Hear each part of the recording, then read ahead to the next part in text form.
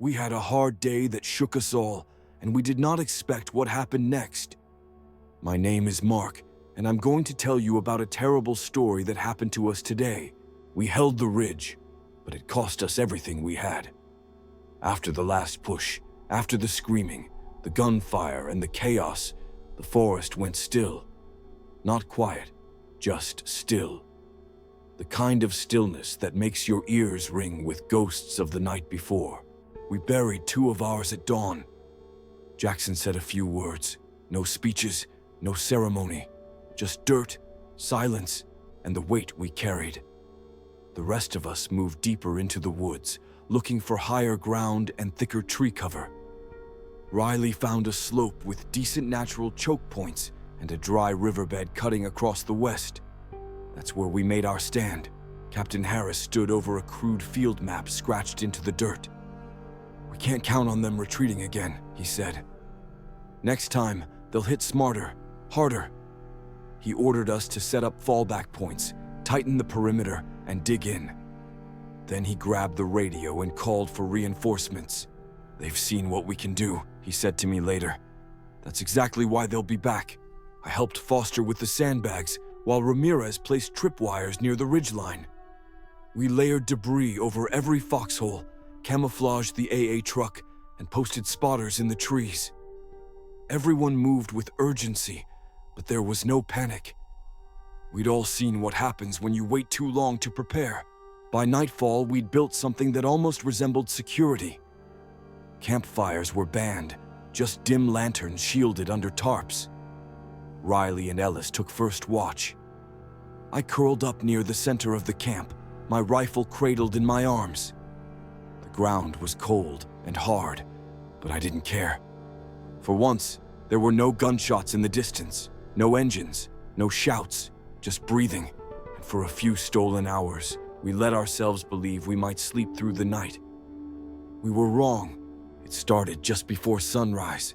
The birds scattered first. A high-pitched hum followed, faint but rising fast. Then came the roar, deep, metallic, wrong. I bolted upright as the first shadow passed overhead. "Aircraft incoming!" someone screamed. We scattered instinctively, diving into the trenches and under camouflage nets. 3 jets ripped across the treetops, engines howling.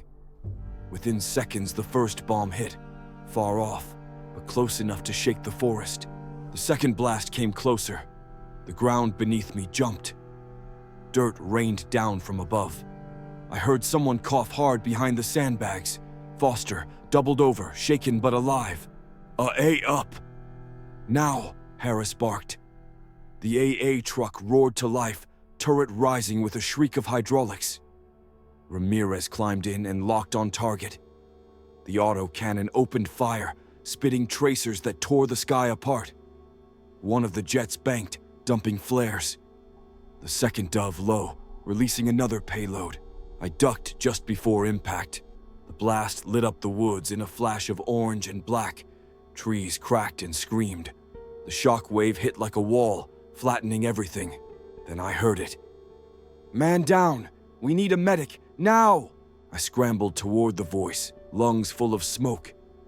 Through the dust and fire, I saw Harris on the ground, clutching his chest. Blood poured between his fingers, dark and thick. Foster was already there, pressing gauze to the wound, yelling into the radio. "Shrapnel to the chest. He's conscious but fading." My stomach twisted. Harris's eyes locked onto mine, still sharp but losing light. "Mark," he rasped, blood flecking his lips. "Don't talk," I said, kneeling beside him. "You're gonna be okay. We've got you." But I didn't believe it. Ramirez yelled over comms. "Target hit! 1 plane down! Others retreating!" The AA fire slowed, then stopped. Smoke choked the air. Fire danced between shattered trees. But the worst part wasn't the chaos. It was Harris's silence. We needed to move him, fast. But the sky wasn't ours anymore. We dragged Harris behind the reinforced supply wall, blood soaking through every layer of fabric. Ramirez tore open a med kit while Foster tried to keep pressure on the wound. I radioed for evac on every channel we had, my voice cracking with each call. "This is Alpha Ridge. We have a critical, repeat, critical, wounded CO, chest trauma. We need air evac now." But the reply wasn't what I wanted. "Negative. Airspace compromised. Enemy fighters circling the sector. Ground-based AA confirmed. We cannot dispatch air units." I stared at the radio like it had betrayed me. "Then send a damn convoy." Silence. Static. A second voice broke through. "We're trying. Hold position." Harris's breathing was shallow. Riley returned with a thermal blanket and dropped to his knees beside us. "He's losing too much. Ramirez injected a coagulant directly into the wound. We can slow it, that's all." Harris reached for my arm. His grip was weak, but his eyes locked onto mine. "Don't stop. Here." I didn't have time to fall apart. I stood and turned to the others. "We hold this ridge until they break, or help arrives. Get the fallback line ready. Get more eyes on the flanks. I want tripwires, claymores, and suppression nests dug now." Riley nodded. "On it." Foster looked pale but stood without hesitation. The adrenaline had taken over. Everyone moved. I stayed with Harris as long as I could. His eyes fluttered, but he was alive. Still, I held the radio again. "Command, you don't understand.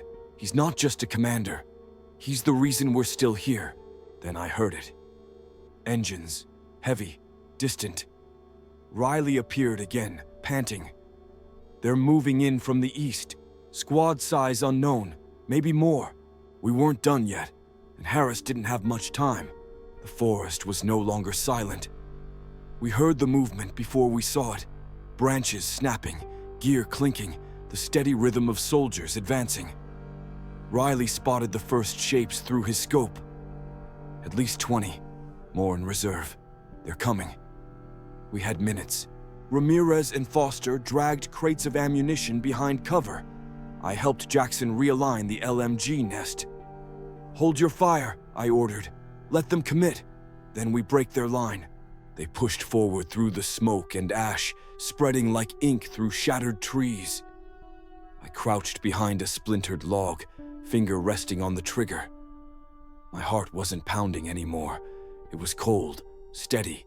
"Now!" I shouted. Gunfire erupted across the ridge. The first line of enemy troops dropped fast. The rest scattered, diving behind roots and burned trunks. They tried to return fire, but our positions were layered too well. They hadn't expected resistance this sharp. Foster manned the left flank with Riley. Ramirez was throwing smoke grenades to break their lines of sight. Jackson moved like a ghost, coordinating fire teams. I stayed near the center, calling shifts in the defense over the radio while keeping one eye on Harris. He still breathed, but slower now. "Claymore left!" Riley shouted. A dull thud shook the trees. Screams followed. The enemy staggered. I used the window to push forward, flanked 2 soldiers trying to breach the line, and dropped them both. They tried once more, harder, angrier, but we didn't let them through. The forest swallowed them back in smoke and blood. 10 minutes passed, then 20, then silence again. Ramirez exhaled and slumped against the sandbags. We held. I looked at Harris. His eyes were shut now, but his chest still moved. Barely. "Get the damn reinforcements here," I growled into the radio. Then, at last, a reply. "1 armored vehicle en route.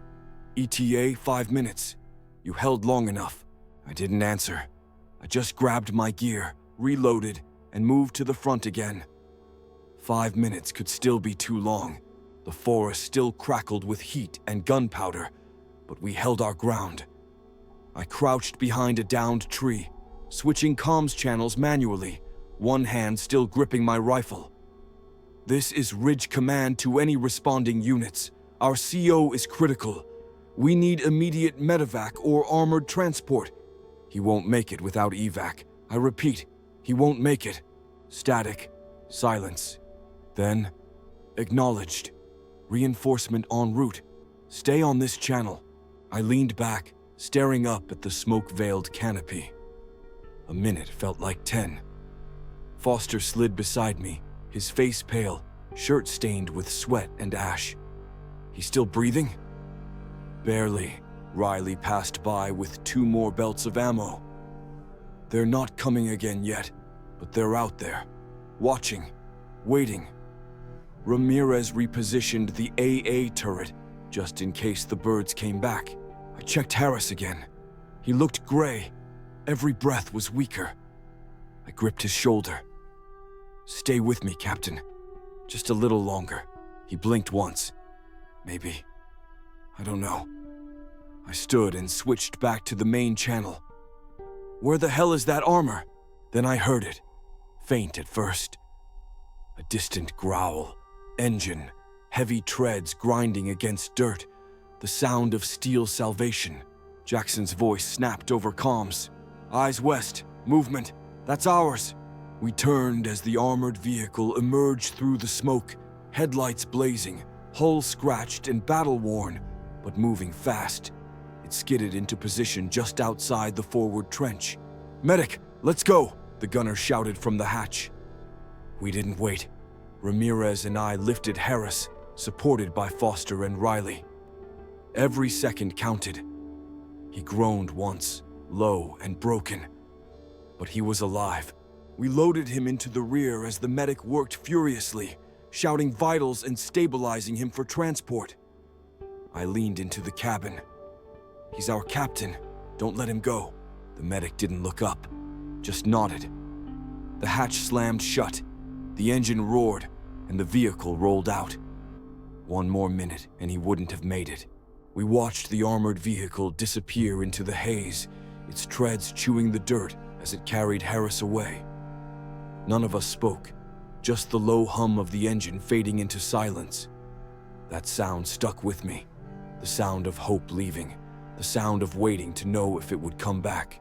But we didn't get to leave with him. Orders were clear. We held the ridge. Reinforcements would come, but not yet. The ground we bled for had to stay ours. Jackson started reinforcing the southern line, laying more concertina wire across the choke point. Riley climbed back up into the trees with his scope, scanning for movement. Ramirez took inventory of our remaining munitions. Foster sat on a crate, eyes red, hands shaking, but he didn't ask to rest. No one did. I stood near the AA truck, wiping grime from my face, watching smoke drift through the treetops. The ridge was half ash, half earth, held together by willpower and sandbags. I replayed every second of the last hour in my head. Harris falling, our defense, the call for help, the arrival of the vehicle. Every part of it was burned into me. The ridge felt heavier without Harris, even with all of us still standing. I clicked on the radio. Command, this is Alpha Ridge. CO has been evacuated. Position is secure. We are holding. Static. Then, copy that, Alpha Ridge.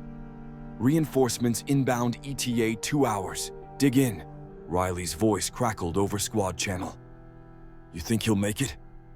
I looked out at the trees, smoke curling against the sky. He has to. Because if he didn't, I didn't know what came next. We stayed in position, weapons cleaned, lines reinforced, eyes forward. We held not just ground, but the weight of what it meant to lead when your leader's gone. And in that moment, I realized this wasn't just Harris's ridge anymore. Now it was ours to defend, and we weren't going anywhere.